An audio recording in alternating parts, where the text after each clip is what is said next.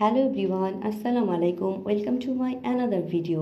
17ই March ছিল আমার birthday, আর 16 তারিখে আব্বু ফোন দিয়ে বললো, মামুনি আগামীকাল তোমার বার্থডে, সো তোমরা সবাই চলে আসো, একসাথে ইফতারি করব।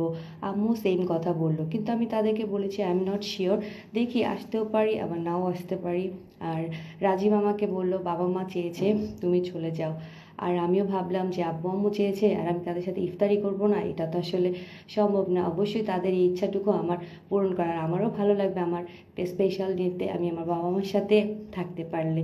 আর রাজীবও আসতে চেয়েছিল, যেহেতু তার একটা মিটিং ছিল, মিটিং শেষ করে যদি আমরা রওনা দিই তাহলে আসলে ইফতার পাওয়াটা টাফ হয়ে যাবে, তাই সে আসেনি। আমরা তিনজন চলে এসেছি।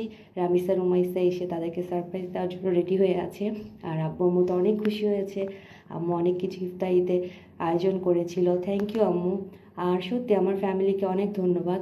আব্বু আম্মু তোমরা আমার জীবনের সবচেয়ে বড় উপহার। আর আমার হাজব্যান্ডকে অনেক ধন্যবাদ, সবসময় আমাকে অনেক সাপোর্ট করার জন্য। কখনো আমাকে বাসায় আসতে যখন চাই সে কখনো আমাকে না বলে না, সে সবসময় আমার ফ্যামিলির কথা চিন্তা করে। আমার ভাইয়া ভাবিকে, আমার দুই ভাইজির জন্য সবাইকে, আমার দুই মেয়েকে ধন্যবাদ, আর আপনাদের সবাইকে ধন্যবাদ। আর আমার ফ্যামিলির জন্য দোয়া করবেন, আমাদের জন্য দোয়া করবেন। সবাই ভালো থাকবেন। আল্লাহ হাফিজ, আসসালামু আলাইকুম।